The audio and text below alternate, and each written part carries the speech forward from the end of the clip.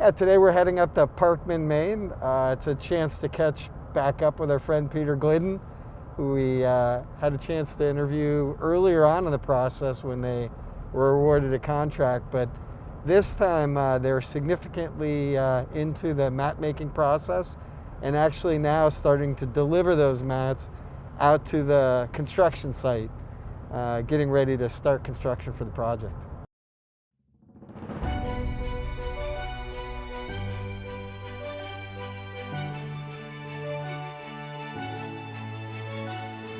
I'm Thorne Dickinson. I am excited about sharing with you authentic conversations from Mainers throughout the state about the value this project delivers.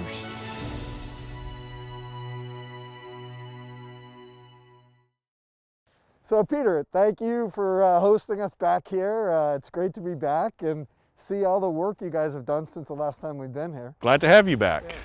Yeah, so tell us a little bit about last time we were there. You had gotten the award, you were starting to think about doing the work. Tell me what's happened since that period of time. A lot has happened. It was a real busy summer, fall. Without that award, I don't know what 2020 would have been. But it's we to date we've done around 8,500 mats, I believe, something like that. We still got a little bit to go. The guys have been flat out, and we don't know what we would have done without it. And so those 8,500 mats that you've made now, then part of the reason for coming here is that these mats are now being moved to the construction site. Thank goodness, yes. Yeah. Thank goodness. And you talked a little bit about what would happen had this order not come in. That's true, obviously, for you and the people that are there, but I would imagine that also has effects of all the different people that you work with too. Oh, absolutely, absolutely. The logging industry, we all know it's a struggle. It's a real struggle. This helped the loggers this past summer and fall because the pulp market, there was none. So at least they could take a chance on getting rid of their mat logs. This project is huge, big trickle effect. The truckers that just left here, I know the both of them. One of them has hauled logs into us for the last 12 years. I've known Bobby McKenzie for 12, 14 years. This is filling the voids for him right now. Instead of working maybe a couple days a week, I think Brent told us they were working 70 hours a week now, hauling mats. And there's a lot of yards to pull them out of.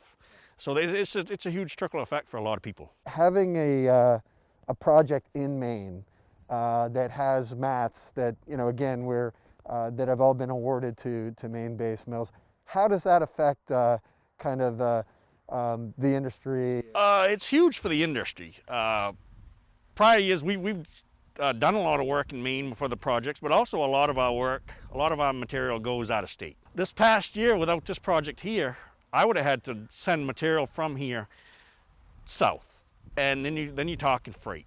It's a killer. It's a make or break. In order to keep rolling here in Maine last year and to ship stuff south, I would have had to pay a lot less for my log, my raw material. Then you talk to your loggers and you go to them and say, I got to drop my price tremendously. And then they sit down and it's like, is it worth us cutting that log anymore? It opens up a lot of people's eyeballs when you explain it to them that way. And instead of just being negative about it, and without this, what would these people all be doing? What would they be doing? My background is I'm a graduate from University of Maine in Orono in forestry.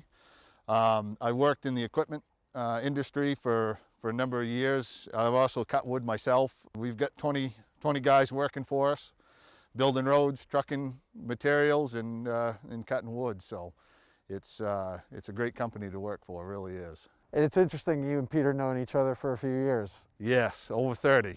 We were talking a little bit about the year and some of the challenges in the biomass industry and how, the uncertainty of that and this project coming on at a time was helpful for the state. Peter's business on this side is a must for us.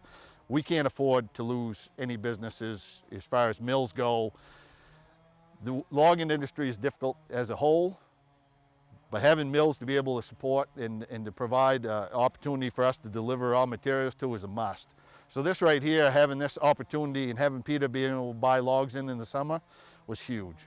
This summer, of course, 2020 was one of those years that It was just really bad all in all. But this is one of those areas that we knew we could get rid of mat logs when a lot of other products we couldn't get rid of, and this project definitely helped. So if I'm thinking about it right, there's kind of two components to the work that you've been doing with Peter.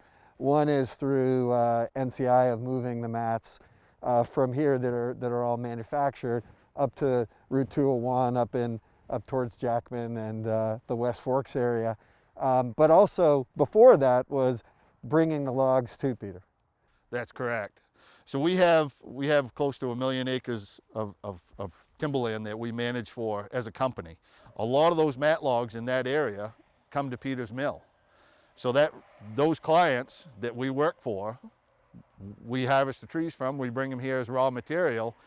Peter saws them into mats, and now we're able to actually complete that cycle and haul them up to the end product where they're going to end up being put on the ground and used for a right-of-way. And then as far as the transportation goes, we saw a couple of different trucks with names on the side. Tell me a little bit about that part of the process. So we have ourselves, we have a lot of independent contractors that work for us. And for instance, there for the Enderfield division there, we have 6 or 7 independent contractors that haul wood just for us. So there's a lot of trickle down to a lot of small families and a lot of families in the area that we help provide work for in the raw material side. And in this case here, just 2 weeks ago, these guys were hauling raw materials into the mill, and now they're hauling mats out. So we have 4 trucks working currently right now hauling mats out, and we look to increase that here in the next week or 2. So it's interesting you come back together on a project like this. It's great working with Peter. He's one of those family businesses there that you look at and admire and respect, because he does it right. He's good to his employees. He's good to the business around the area. You know, it's a tremendous business to have in this area because he does employ a lot of people, and it's good to have business at home, in and around home. One of the things that really struck me is the whole life cycle from, obviously the trees growing, being cut, being transported, being turned into a product that's then useful, and then how that product then gets returned back into the community.